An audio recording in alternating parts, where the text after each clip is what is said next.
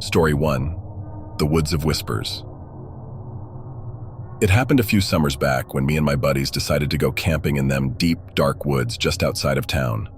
We'd heard stories about those woods, about strange sounds and ghostly figures, but we didn't pay it much mind. We were just looking for a good time. Little did we know, we were in for the scare of our lives. It was a warm July evening when we packed up our gear and headed into the woods. The sun was going down, casting long, creepy shadows all around us. The trees seemed to close in on us, their branches reaching out like bony fingers. We set up our campsite near a small, meandering stream. It was quiet, too quiet for comfort.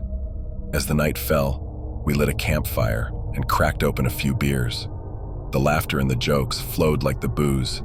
We had a blast for a while, but as the fire died down, things started to get eerie. I noticed that the woods had gone dead silent. No crickets chirping, no owls hooting, just an eerie silence that sent a chill down my spine. My buddy Max tried to brush it off, saying it was just the animals hushing up because of us. But something didn't sit right with me. That's when we heard it, a faint, distant whisper that seemed to come from all around us. It was like the wind was talking to us, but it weren't no words we could make out. Just this gibberish that made our skin crawl. We all exchanged nervous glances, and that's when we saw it. A shadowy figure lurking among the trees. It was tall, too tall to be a man, and it moved with a strange, unnatural grace. We tried to shine our flashlights on it, but the beams of light just seemed to pass right through it. Panic set in as we scrambled to grab our gear and get the hell out of there. But the forest had other plans. The trees seemed to close in on us, twisting and turning, blocking our path in every direction.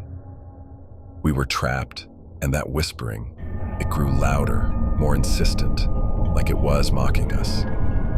In the flickering light of the dying fire, we caught glimpses of more shadowy figures all around us. They were moving in closer, and we could see their eyes, glowing a sickly yellow, like the eyes of a hungry predator. We were paralyzed with fear, unable to move as they closed in. Then, out of nowhere, a blood-curdling scream pierced the night. It was Lucy, the only girl in our group. She was thrashing around, her body contorted in unnatural ways.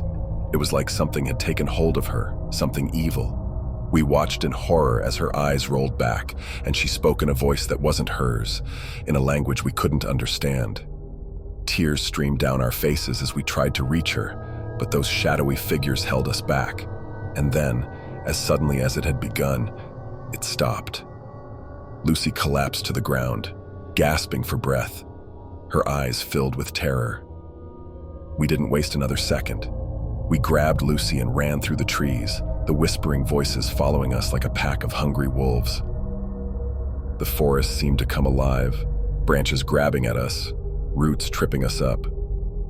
But we didn't stop until we burst out of those cursed woods and back into the safety of the open field. We huddled together, trying to make sense of what had just happened. Lucy was in shock, unable to speak. The rest of us were covered in scratches and bruises, our hearts pounding in our chests. We knew we had to get out of there, so we left our gear and made a mad dash for the car. As we drove away, we glanced back at those dark woods, and I swear, I saw those shadowy figures watching us from the edge of the trees. They were grinning, their yellow eyes filled with malevolence. We never went back to those woods, and we never spoke of what happened that night, not until now. To this day, I can't explain what we encountered in those woods. Was it ghosts, demons, something even more sinister? All I know is that I'll never forget the whispering voices and the terror in Lucy's eyes, and I'll never go camping in the woods again, not after what happened back there. Story 2. The Abandoned Cabin in the Pines. This happened a few years ago when me and my pals decided to go on a camping trip in the woods. Now, these woods had a reputation, with folks saying there was an old, abandoned cabin deep within, haunted by something sinister. We didn't pay much mind to those stories. We were just looking for some adventure. Little did we know, we'd stumble upon something we'd never forget. It was a sunny June day when we loaded up our camping gear and trekked into the heart of those woods. The sun shone down, casting long shadows from the tall trees. The forest seemed to stretch endlessly, and we found a clearing near a sparkling creek to set up camp. The quiet out there was almost deafening, a stillness that made the air feel heavy. As the sun dipped below the horizon, we lit a campfire and started grilling some hot dogs. Laughter and jokes echoed through the woods as we enjoyed our meal. But as darkness fell, things took a strange turn. The woods got quieter, no birds chirping, no rustling leaves, just an eerie silence. My buddy Dave said it was probably just the animals being shy because of our noise. But it didn't sit right with me. That's when we heard it, faint at first, a distant, mournful wailing that seemed to come from deep within the woods. It sent a chill down my spine. We exchanged nervous glances, and that's when we spotted it, an old, crumbling cabin half hidden among the trees. It looked like it hadn't been touched in ages, the wood all weathered and gray. And that wailing, it was coming from inside, like a ghostly cry for help. Curiosity got the best of us, and we decided to investigate. We cautiously approached the cabin, its wooden door creaking open as if welcoming us. Inside, the place was in shambles, covered in dust and cobwebs. It smelled of decay and dampness, sending a shiver down our spines. We ventured deeper into the cabin, and that's when we saw it. A tattered, old diary laying on a rotting table. It was filled with entries from someone who'd lived here long ago, describing their descent into madness. They wrote about strange visions, voices in the night, and a presence that tormented them. The diary mentioned a hidden cellar beneath the cabin, and our curiosity got the better of us again. We found a trapdoor leading down, and with trembling hands, we opened it.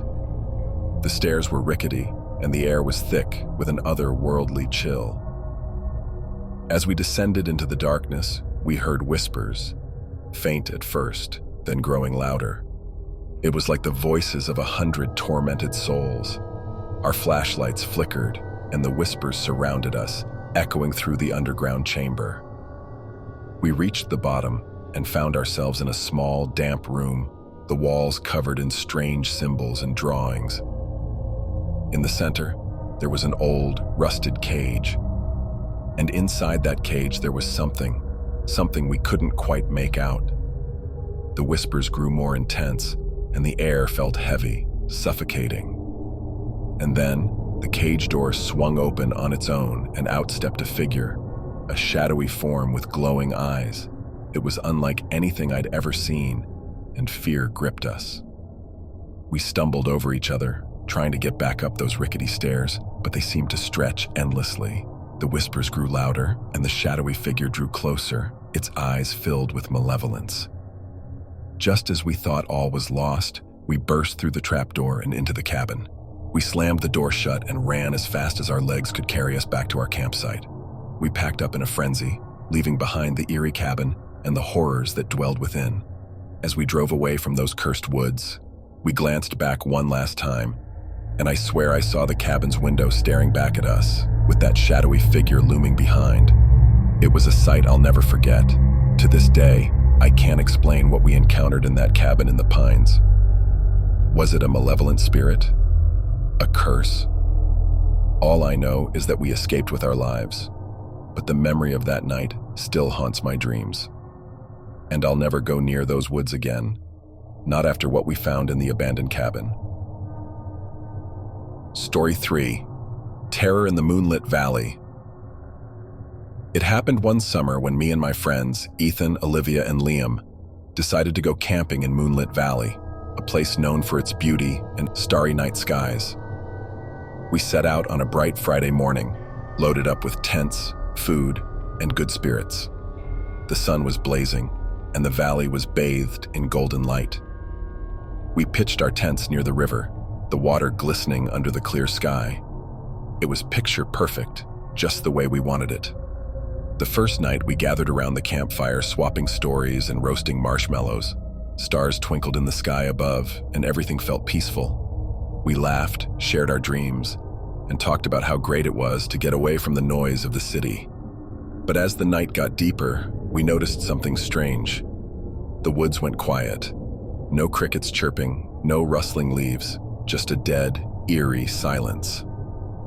Ethan, said it was probably just some wild animals prowling around, scaring off the usual critters. But something in that silence made me uneasy, like the woods were trying to tell us something. Then little by little came the whispers. At first, they were so faint, we thought it was just the wind rustling through the leaves. But they got louder, more distinct, and we couldn't ignore them anymore. It was like people talking, but the words made no sense, like some strange language we'd never heard before. Olivia shivered, and Liam looked at me with wide eyes. We all heard it, and it sent a chill down our spines. The whispers weren't coming from one direction. They seemed to surround us, like we were in the center of some strange, ghostly conversation. We tried to find the source of those whispers, but they kept shifting, moving around us. We felt like we were in the middle of a twisted game of hide and seek. Fear started gnawing at our guts, and we huddled closer to the campfire, trying to drown out the eerie voices. And then they appeared. Figures, silhouetted against the moonlight, moving among the trees. They were tall and slender, with limbs that seemed to stretch unnaturally. Shadows clung to them like a second skin, and their eyes glowed with an otherworldly light. We called out to them, thinking they might be lost hikers or fellow campers. But they didn't respond, just kept moving closer, their movements graceful, yet otherworldly. We shone our flashlights at them, but the beams seemed to pass right through, like they were made of smoke and darkness. Liam shouted at them, his voice trembling with fear, but the figures paid us no mind. They came closer, and as they stepped into the circle of light cast by the campfire, we saw their faces. Or rather, the lack of them. They had no features, just smooth, pale skin where their faces should have been. That's when the panic set in. We tried to scramble to our feet, to grab our gear and run, but the figures moved impossibly fast. They reached out, their shadowy hands brushing against our skin.